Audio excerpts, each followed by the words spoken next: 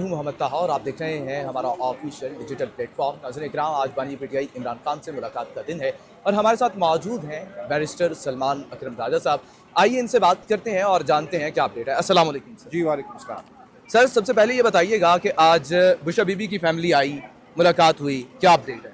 ये शुक्र है, ये बहुत खुशाइंद बात है। बुशरा बीबी की सेहत के हवाले से हमें बहुत तशवीश थी। उनकी आंख का एक बहुत बड़ा ऑपरेशन 16 और 17 अप्रैल की रात हुआ और उसके बाद सिर्फ एक दफ़ा उनकी बेटी को उनसे मिलने दिया गया। उस बात को भी अब 1.25 माह हो गया है। तो आज मैं उम्मीद करता हूँ कि उनकी मुलाकात में कोई अच्छी खबर सामने आएगी, बुशरा बीबी की सेहत के हवाले से, खान साहब की सेहत के हवाले से। अच्छा सर, ये बताइएगा, इस वक्त अवाम भी ये सवाल पूछ रही है कि पहले तो ये स्ट्रेटजी थी कि सिर्फ एक बहन की मुलाकात करवा दें, एक पार्टी रुकन की मुलाकात करवा दें, किसी वकील को भेज दें, इमरान खान की खैरियत दरियाफ्त हो जाए। ये अचानक एक शिफ्ट आया है कि हमने तीनों बहनों ने मुलाकात करनी है। इसकी वजह आप क्या समझते हैं? देखिए, जो ख़ानदान का मामला है, ख़ानदान की मुलाकात का मामला है, उसका पार्टी से कोई ताल्लुक़ नहीं है। हम उसको सपोर्ट करते हैं, उसके लिए आवाज़ बुलंद करते हैं उनके हक़ के लिए। लेकिन उन्होंने फ़र्दन जाना है या तीनों ने इकट्ठे जाना है, ये उनका फ़ैसला है। तो ये फ़ैसला बहनों का है कि वो तीनों इकट्ठे जाकर अपने भाई से मिलना चाहती हैं। अच्छा सर, मुज़ाकरात के हवाले से भी पेशरफ्त हुई। हाल ही में शहबाज शरीफ साहब हुकूमती बेंच को छोड़ के अपोजिशन के बेंच पे आए, ने मुलाकात की बैरिस्टर गौहर साहब से। ये क्या मामला चल रहे हैं, क्या सराइयाँ चल रही हैं, हकीकत क्या है? देखिए, क्या आराई ज़्यादा है, लेकिन जो इस वक्त हालत है मईशत की, इस मुल्क की, जो आज़ाद कश्मीर में आपको नज़र आ रही है, खलिश और खलफशार नज़र आ रहा है आपको। गिलगित बल्तिस्तान में जैसे इलेक्शन को लूटा गया, खैबर पख्तूनख्वा लहूलुहान है, जो हमारे अजला हैं फाटा के, एक्स फाटा के, वहाँ जो खर्चा होना था, सड़कें बननी थी, अस्पताल बनने थे, वो नहीं हुआ। जो वफाकी बजट ने हमला किया है सूबों पर, सूबों से कहा है कि पैसा हमारे हवाले करो, सेहत से पैसा निकालो, तालीम से पैसा निकालो, गरीब की तालीम और सेहत को और बदतर करो, तो ये मुल्क चल नहीं रहा। ये दिवालियापन का एतराफ़ है, वफाकी हुकूमत के दिवालियापन का ये एतराफ़ है। तो ऐसे में ये मामला आपको करना पड़ेगा, आपको आवाम से मिलना पड़ेगा। ये जो जबर का निज़ाम है, जो ये सफाकियत का निज़ाम है, झूठ और फरेब का फॉर्म 47 का निज़ाम है, इसको बिलाखिर हकीकत को मानना होगा। हकीकत ये है कि PTI मुल्क की सबसे बड़ी सियासी जमात है, इमरान खान मुल्क के लीडर हैं। जब तक आप इस सियासी जमात और इमरान खान के साथ नहीं बैठते, आप आगे नहीं बढ़ सकते। अच्छा सर, इस वक्त ओवरसीज़ पाकिस्तानी और तमाम आवाम ये कह रही है कि तहरीक इंसाफ मुसलसल कोशिशें कर रही है, अदालत से बार बार रुजू किया जा रहा है, लेकिन कोई हमें अपडेट नहीं आ रही, कोई आउटपुट हमें नज़र नहीं आ रही।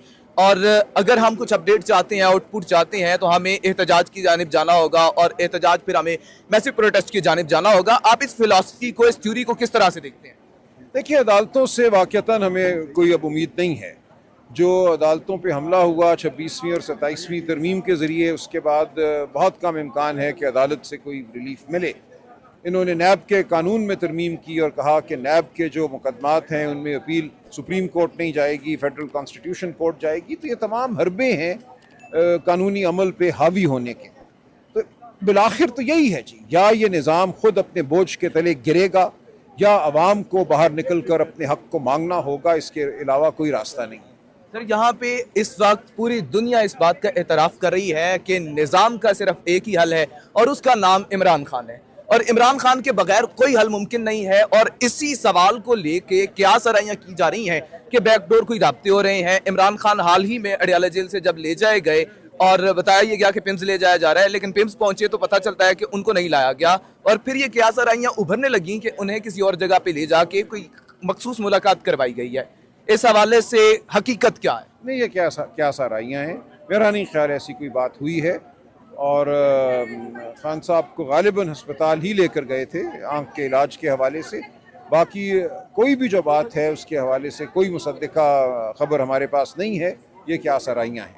सर, हम बजट का एतराज़ करते हैं, हम इंसानी हकूक़ की बात करते हैं, लेकिन आपने देखा कि पंजाब में सोशल एक्ट के नाम पे आवाम की आज़ादी, वो जो 13 शिके हैं कानून के अंदर, जो कि आज़ादी की हमारी एक सनद है, उन पे डाका डाला गया एक कानूनदान के तौर पे। खौफनाक वो एक हमला है, ये जो इन्होंने सो कॉल्ड गुंडा एक्ट बनाने की कोशिश की है।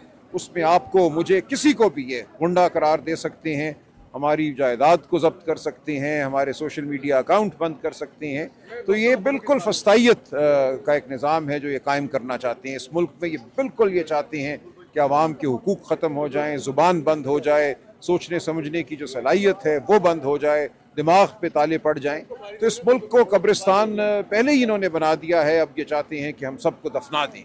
तो सर आखिरी सवाल ये कि हमें अदालत की तरफ से रिलीफ नहीं नजर आ रहा।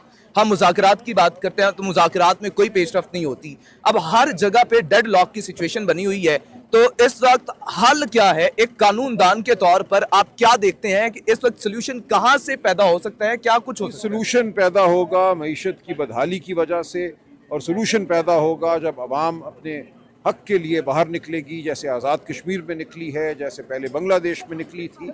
आपको उस लम्हे का इंतज़ार करना होगा। हम बतौर जमात खड़े हैं, हम अपनी तंजीमों को मजबूत तर कर रहे हैं, हम हर सतह पे मुतहर्रिक हैं। ये कहना कि हम खामोश हैं बिल्कुल गलत है। यहाँ आने का मकसद, अदालतों के बाहर खड़े होने का मकसद, आज़ाद कश्मीर जाने की कल हमने कोशिश की, वो नहीं होने दिया गया। तहरीक तहफ़्फ़ुज़ आईन पाकिस्तान के प्लेटफॉर्म से गिलगित बल्तिस्तान में हमने आवाम के साथ हम खड़े हुए और खड़े होने की कोशिश की, वहाँ से हमें निकाल दिया गया।